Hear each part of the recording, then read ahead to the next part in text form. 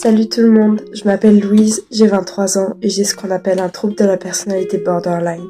Aujourd'hui, je vous raconte mon année 2025. C'est parti. Mon année 2025 a été rythmée de moments forts et elle a commencé par un BTS dans l'agricole. J'ai commencé mon BTS, j'avais beaucoup de tics nerveux, j'étais pas stable émotionnellement, c'était compliqué. Et puis j'ai vu mon psychiatre qui m'a dit: je vous propose une option, ce serait d'être hospitalisé pendant quelques semaines pour pouvoir réadapter votre traitement. Sauf qu'il ne m'avait pas parlé que ce serait un sevrage complet. Et là, ça a été très dur. Je vous montre peu de photos de mon hospitalisation parce que y a beaucoup de photos avec des personnes et je ne souhaite pas dévoiler leur visage, mais j'ai été hospitalisée entre 5 à 6 mois, de février jusqu'à juin-juillet. Et voilà, je vous montre quelques photos de mon hospitalisation. J'étais complètement shootée, j'ai testé un bon paquet de médicaments et ça a été très compliqué pour moi. Donc voilà, j'ai subi ma rupture aussi au début de mon hospitalisation suite à une relation longue de 2 ans et demi.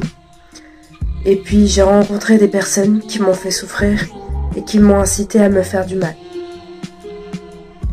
Ça a été très dur. Mentalement, je ne pouvais plus manger, je ne pouvais plus marcher, déglutir ou aller aux toilettes. Je faisais des crises d'angoisse, c'était vraiment l'enfer.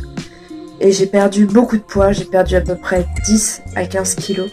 Je vais vous mettre une petite vidéo de moi pour mon premier jour quand j'ai été hospitalisée, qui me parle à mon moi du futur, parce que souvent, je me fais des petites vidéos pour parler à mon moi du futur, pour expliquer ma situation.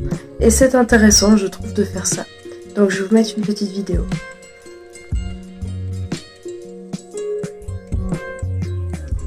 Louise du futur, j'espère que tes médicaments vont fonctionner, que tu vas pas trop grossir, que tu vas pas avoir trop d'effets secondaires.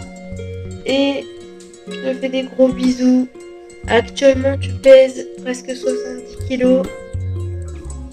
J'espère que je vais les perdre et que je vais pas en gagner. Gros bisous. Pour la faire courte, cette hospitalisation m'a coûté beaucoup d'énergie. Et j'ai commencé à vivre seulement fin juin, début juillet. J'ai fait un déménagement. J'ai déménagé de mon appartement que j'aimais beaucoup suite à un dégât des eaux et au fait que je ne pouvais plus vivre dans cet appartement puisque je ne poursuivais plus mes études à cet endroit-là. J'ai déménagé, j'ai réemménagé avec mes chats. Et j'étais toute seule. Et puis j'ai eu une relation aussi qui m'a beaucoup fait de dégâts